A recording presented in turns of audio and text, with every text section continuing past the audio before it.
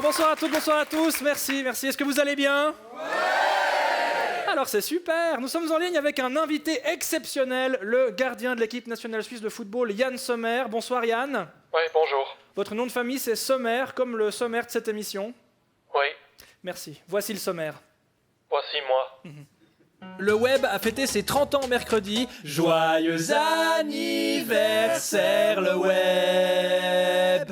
Vu qu'il a 30 ans, est-ce qu'il va se passionner pour les chasselas locaux et mettre un pull sur les épaules en marchant ? Réponse dans cette émission. Alors qu'est-ce qu'on attend ? Les voitures, c'est hyper cool parce qu'il y a des moteurs, puis des chevaux, puis des châssis, puis c'est trop cool, il y a le salon de l'auto, alors on va en parler un peu quoi. La Suisse est en tête d'un classement de l'OCDE sur l'égalité entre les femmes et les hommes, l'occasion de clamer enfin haut et fort que ces inégalités, c'est n'importe quoi. Ça existe pas, point. Il y aura aussi de la bière et des buzz lolants issus de la twittosphère du fun.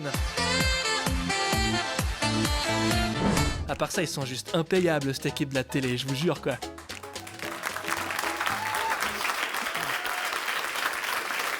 On l'apprenait vendredi dernier, la Suisse a décroché le meilleur score global contre la discrimination dans les institutions sociales dans un rapport de l'OCDE réalisé sur plus de 120 pays. On peut dire qu'on est un peu champion du monde de l'égalité entre les femmes et les hommes. Mais est-ce qu'il y a vraiment matière à fêter ? En Suisse, la femme est l'égale de l'homme, mais pour moins cher, 12% selon le dernier chiffre de l'Office fédéral de la statistique. Et même pas besoin de parler de salaire. Le mois dernier, la RTS a plongé dans la tête d'un macho. On a par exemple vu un immigré italien à Yverdon parler du machisme en Suisse, mais il n'y avait pas besoin d'aller aussi loin. Il suffisait de rester dans la tour RTS, d'aller au sport, ou de venir sur un plateau du divertissement. Wake up, be féministe, et à la fois, elles sont où les salopes ? Voilà. Ah, et si vous vous demandez pourquoi on a mis la photo de Lorenzi avant la vidéo de Cominec, écoutez-le raconter pourquoi il n'y a pas plus de femmes commentatrices.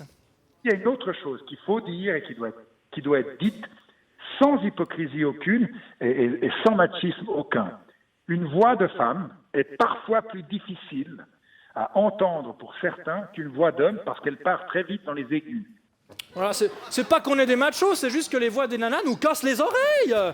Alors, petit rappel à Massimo Lorenzi, l'égalité des sexes, c'est quand les hommes et les femmes reçoivent un traitement égal, hormis les cas où une différence de traitement serait justifiée par une différence biologique valable.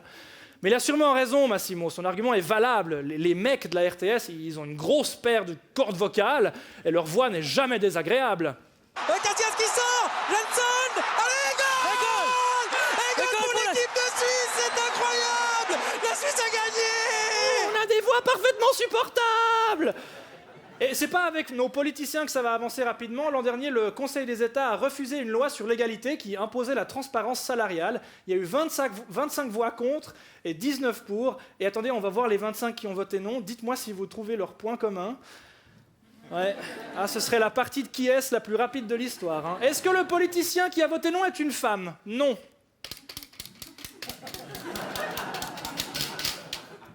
Il n'y a peut-être pas encore assez de femmes au Parlement, ce qui est étonnant puisque les machos devraient vouloir plus de filles à Berne. Parlementaire, c'est un job à temps partiel qui consiste principalement à discuter. C'est parfait pour les gonzesses !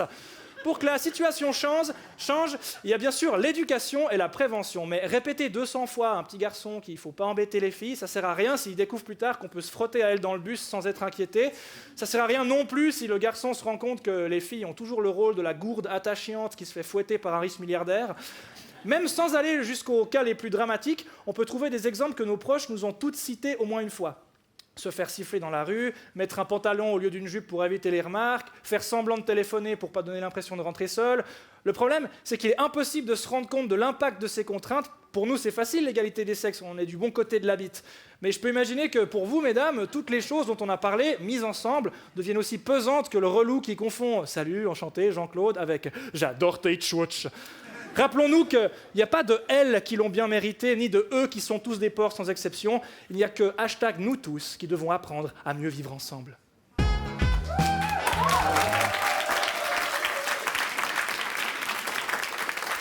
Elle est monstre bonne, surtout quand elle mousse. On parle de la bière, on regarde Bonne Binge.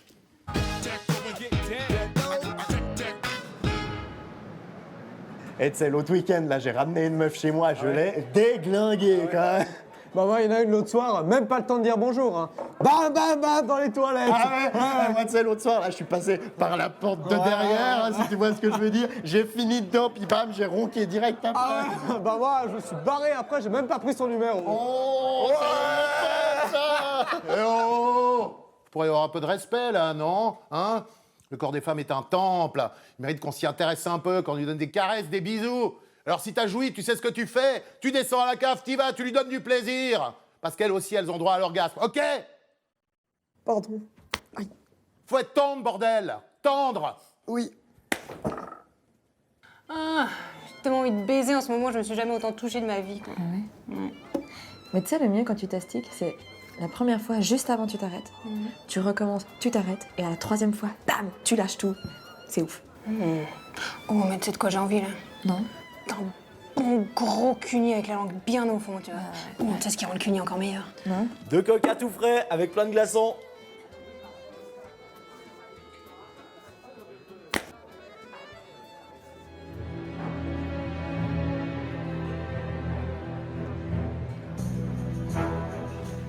Un dry martini au shaker, pas à la cuillère. Vous faites quoi après le service? Oh, je suis désolée, monsieur Bond, mais vous pourriez être mon papa. Et puis pourquoi vous êtes habillé comme si vous alliez à un mariage? Vous êtes misogyne, alcoolique, et puis vous forcez les filles à vous embrasser quand même. Hein? Et puis vous avez tué 2 messieurs dans les toilettes, dont un que vous avez étouffé dans l'urinoir, monsieur Bond. Qu'est-ce que vous croyez? Ah ben, j'ai quand même une grosse voiture. Comme Bernard Nico.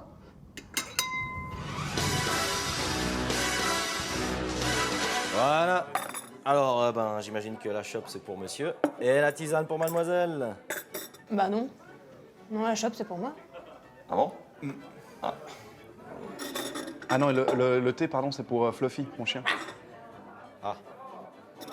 Du coup, Il est intolérant au gluten. Merci. Santé. Santé. Hier, j'ai eu une conversation avec ma sœur. Elle m'a dit qu'en fait, quand les filles disent non, ça veut dire non. Ben non. Quand les filles disent non, ça veut dire oui en général. Non, ça veut dire non. Mais comment on sait quand elles ont envie alors? Bah, elles disent oui. Oui? Non, ça veut dire non?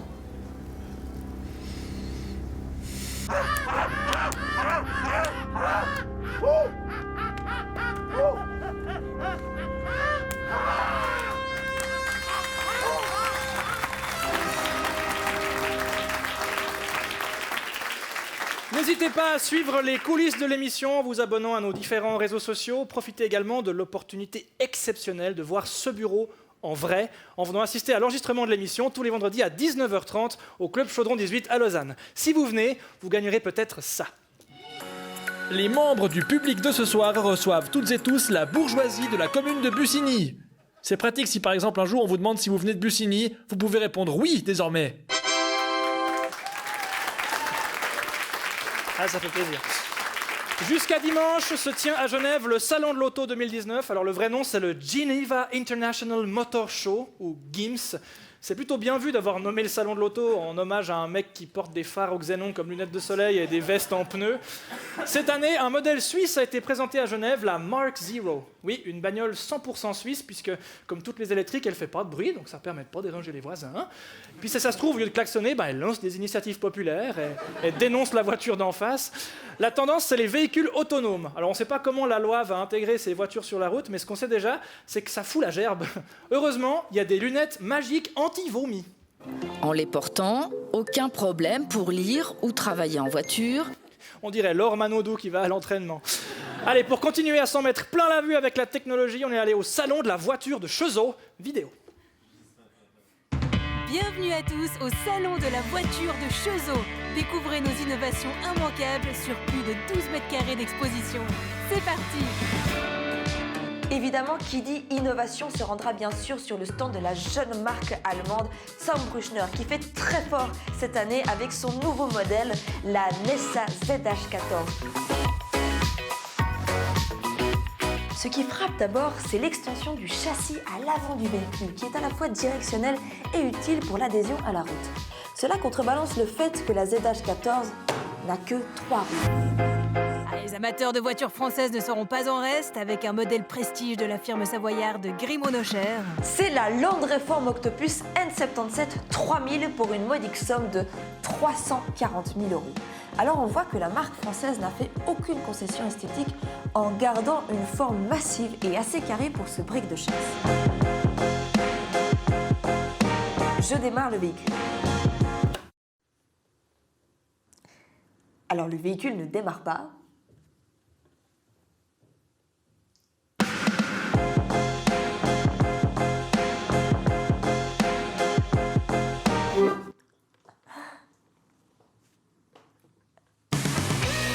Et puis bien sûr, l'événement de ce salon, c'est la marque japonaise Ishimuro qui l'a créé avec le modèle C5 de sa SUV Omega Sport. Un design extrêmement épuré et une série de choix très ambitieux. On est sur un véhicule qui possède une grande ouverture horizontale qui permet à la fois d'accéder à l'habitacle, au coffre et au moteur. L'espace entre le châssis et le toit du véhicule est extrêmement exigu. Exigu, mais extensible. On peut s'y glisser, car la structure du véhicule peut légèrement se déformer grâce à l'utilisation par les constructeurs de matériaux mous, comme par exemple la carrosserie, qui est entièrement en pin. Ce modèle risque bien de révolutionner le monde de la construction automobile pour les décennies à venir. J'ai une question. Est-ce qu'il y a l'autoradio? Non. Non. Pas sur ce modèle-là. Pardon. Le salon de la voiture de Cheseaux. L'épicentre de l'innovation. Le salon de la voiture de Cheseaux. Oui. Cette semaine, on a fêté les 30 ans du web, une invention révolutionnaire qui a été pondue au CERN, dans la commune de Meyrin. C'est quand même dingue que le berceau du premier navigateur Internet se trouve au terminus du tram 18. Moi, quand je monte dans le 18 à Genève et que je regarde autour de moi, j'ai pas l'impression qu'on va dans un monde 2.0, mais plutôt l'impression qu'on va au Kosovo. Bref, le 13 mars 1989, Tim Berners-Lee pose les bases du web, la toile en français. Le but, c'était que les scientifiques puissent plus facilement échanger entre eux, mais le web a toujours été prévu pour que tout le monde puisse l'approprier. La popularité du World Wide Web devient rapidement exponentielle. En 1994, il existe 2800 sites, en 1996, 100 000, 20 millions en 2000, et aujourd'hui, il y aurait près de 2 milliards de sites en ligne pour nous aider au quotidien. Comme par exemple sometimesred-sometimesblue.com, un site qui des fois est rouge et d'autres fois est bleu. Donc, par exemple là, il est rouge, mais là, il est bleu.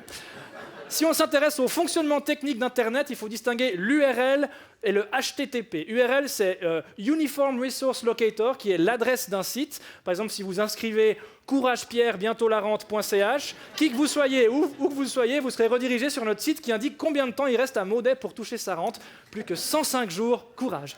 Alors que HTTP, c'est pour Hypertext Transfer Protocol.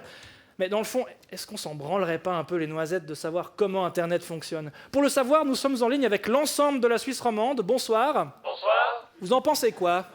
Oh, vous savez, tant qu'on peut acheter des chaussures, harceler des collègues et regarder du cul. Merci. Oui. À l'occasion des 30 ans du web, son fondateur a dit que c'était pas devenu ce qu'on voulait faire. Un peu comme le visage d'Emmanuel Béard. Mais est-ce qu'Internet est devenu si mauvais? N'écoutant que son courage, Mauvaise Langue va tenter de le vérifier en bravant les fake news, les formulaires robots qui te demandent si t'es pas un robot, l'individualisme d'un outil censé nous connecter, et les influenceurs qui, eux, sont vraiment... Stop, ouais, merci. Merci la pop-up, ouais, pas de doute, on est sur Internet. Bon alors déjà, il y a le porno sur Internet. Environ un tiers du web serait dédié au porno. Donc une vanne sur 3 dans cette rubrique sera sur le cul. Voilà, de rien, ça nous fait plaisir. Agrandis ton pénis de jusqu'à 4 cm en seulement un seul mois. Résultat garanti, jusqu'à 4 cm d'agrandissement de ton pénis seulement un mois. N'attendez plus et inscris-toi sur notre... Non, merci. Il paraît qu'il y a des versions porno de tout. Par exemple, il y aurait Sometimes Red, Sometimes Cock, où le site est soit rouge, soit pas rouge. Internet est-il devenu un monstre? C'est la question. Bonjour, c'est votre banquier. Je vais vous expliquer comment gagner facilement de l'argent sur Internet en plaçant votre argent dans des fonds douteux qui financent le défrichement de l'Amazonie. Premièrement... Merci. Internet est-il devenu un monstre, comme le dit son créateur? Faut savoir qu'il a un cousin maléfique, le Dark Web, où l'on peut acheter de la drogue, des armes ou des êtres humains. En fait, on a inventé la Thaïlande, mais en ligne. Mais Dark Web, le nom claque. Généralement, quand il y a Dark, ça pète de toute manière. Darknet, Dark Vador, Jeanne d'Arc, Mireille d'Arc, Dark Cock. Ah, on vous avait dit, une vanne sur 3 est liée au porno. Bon, celle-là, je vous l'accorde, elle est un peu tirée par les cheveux. Comme quand on est en levrette, et puis... Bon. Bravo. Cliquez ici et remportez votre cadeau. Bravo. Cliquez ici et remportez votre cadeau. Bravo. Cliquez ici. Stop. Mais bon, Internet a quand même du bon, en plus du porno. Ça nous permet de faire plein de trucs géniaux qu'on pouvait pas faire avant. Imaginez, on était obligé de parler aux gens. L'horreur. On pouvait pas non plus se lier d'amitié sur un chat en ligne avec une jeune fille super adorable de 15 ans qui est en fait un monsieur de 42 ans en slip et en chaussettes beige qui se ponce l'épicéa. On pouvait pas faire répondre à tous dans un mail par erreur en écrivant « Oh, Viviane, quelle poufiasse !» Avant, il fallait écrire 40 fois « Viviane, quelle poufiasse !» à la main, mettre les 40 lettres dans des enveloppes, écrire 40 adresses, aller à la poste, payer 40 balles. Du coup, ça arrivait vachement moins souvent. On pouvait pas chercher une vidéo de recette de cuisine, regarder une vidéo de Texan qui cuit du bacon, regarder ensuite une suggestion de vidéo de Chinois qui fait des maquettes en bacon, regarder ensuite une suggestion de vidéo de hamsters déguisés en humains qui vivent dans des maquettes, regarder ensuite une suggestion de tutoriel vidéo japonais pour faire des habits pour animaux de compagnie et oublier qu'à la base on cherchait juste un conseil pour assaisonner un risotto. Grâce à Internet, on peut aussi apprendre l'anniversaire des 150 ans du tableau périodique des éléments en faisant caca. On peut regarder tous les épisodes de Friends en faisant caca. On peut regarder Mauvaise Langue en faisant caca. D'ailleurs, pour ceux qui nous regardent en ce moment, plouf, voilà. Mais heureusement, l'usage originel d'Internet n'a pas totalement été détourné. Le web, c'est aussi Wikipédia. Une encyclopédie libre, gratuite, avec une fonction d'article au hasard. Un puits de savoir. Hier, on est tombé sur un article consacré à la birotonde décagonale gyro-allongée. Vous savez ce que c'est, vous ? La birotonde décagonale gyro-allongée est une figure géométrique faisant partie des solides de Johnson. Comme son nom le suggère, elle peut être réalisée par gyro-allongement d'une orthobirotonde décagonale. Yes. Pour nous parler du meilleur de la toile, on accueille notre expert web, Alexis Junot.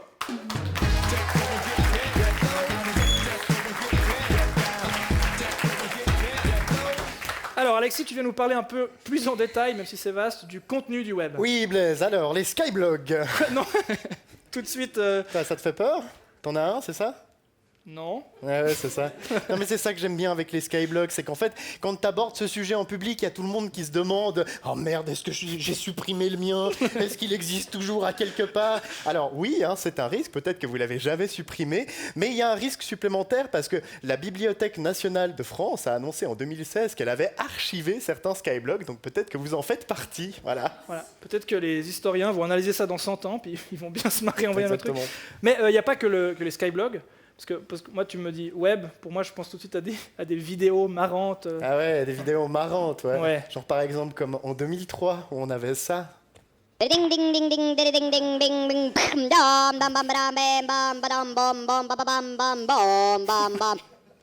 J'ai oublié ça. Venez me dire que c'était mieux avant, après ça. Alors, il faut se dire qu'en plus, cette vidéo est sortie en 2003, donc c'était avant YouTube. En fait, ce genre de vidéo, tu devais les télécharger par le WAP. Le WAP. Le WAP. J'avais oublié ce truc. Ouais. C'est quoi ? C'est Internet pour les Natel. Ouais, exactement. C'était super. Ça coûtait à peu près 127 francs la minute. Alors, moi, ma théorie, c'est qu'en fait, ce type de vidéo, type Crazy Frog, en fait, il y a une seule personne qui les a téléchargées une fois. Puis ensuite, tout le monde se les échangeait par infrarouge. Je sais pas si vous vous souvenez de l'infrarouge. Il fallait coller cul à cul deux téléphones portables. T'attendais environ 3 jours. Ensuite, t'avais la vidéo sur ton téléphone portable. Puis tu pouvais faire chier tout le monde dans le bus scolaire. C'était quand même super. Ouais. Et ça s'est pas arrangé avec l'arrivée de YouTube. Non, ça s'est pas arrangé. Avec YouTube, on a vite compris que tout était possible, comme par exemple cette vidéo. Internet. Comment ? Internet. Voilà, ça fait 250 000 vues. 250 000 vues, ça ? Oui. Pourquoi ? Parce qu'Internet, Blaise. Oui. Non, mais surtout avec YouTube, on a compris qu'il suffisait de donner des logiciels de montage aux gens pour qu'ils deviennent très cruels, par exemple en rajoutant des musiques sur des trucs. Regardez par exemple ce montage terrible de cette petite fille qui veut juste nous présenter sa nouvelle poupée.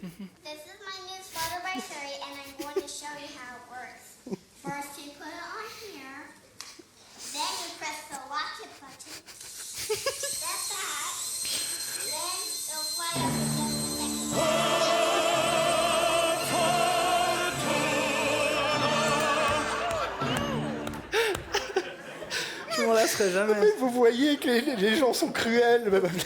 C'est terrible. Mais là Alexis, ton exposé est vachement biaisé, parce que ça, c'est un peu les tréfonds du pire d'Internet, mais il y a plein de trucs super. Oui, non, mais t'as raison. Enfin, en fait, le web, c'est un petit peu... C'est l'humanité à son apogée, et puis à son pire en même temps, je veux dire. Ouais. Je veux dire, effectivement, il y a des côtés super avec Internet. Par exemple, ça permet à des gens de se retrouver, ça, c'est quand même formidable. Mais il y a aussi le côté sombre, vraiment. Il y a du trafic d'êtres humains, il y a des sites racistes, il y a les selfies. C'est affreux, quand même. Non, alors, moi, ce qui m'inquiète aussi un petit peu... Non, attends, qu'est-ce que je voulais te dire, mon Dieu? Je voulais encore te parler d'une dernière vidéo. Oui, voilà, je voulais simplement te dire qu'en fait, le web... Les chats. Voilà, exactement, pour faire une comparaison de circonstances. Non, de bleu, j'allais oublier les chats, quand même, avec Internet. Tu peux pas oublier les chats. Voilà, le web, c'est un petit peu comme les chats, si tu veux. T'as des vidéos de chats qui sont trop mignons, comme par exemple, regardez ces petits chats, là, ils font des petits câlins, et puis on prend une voix hyper aiguë quand on en parle, c'est super. Cool. Ouais. Voilà. Et puis, vous avez aussi cette vidéo de cette espèce de gros bâtard d'enfoiré de sa race de chat.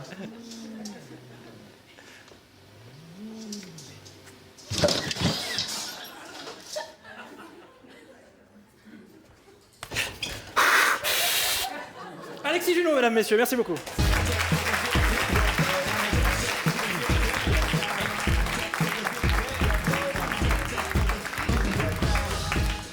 Un peu de poésie pour conclure l'émission. Cette semaine, la conseillère nationale Rebecca Ruiz publiait sur ses réseaux sociaux une lettre qu'elle a reçue avec un joli poème.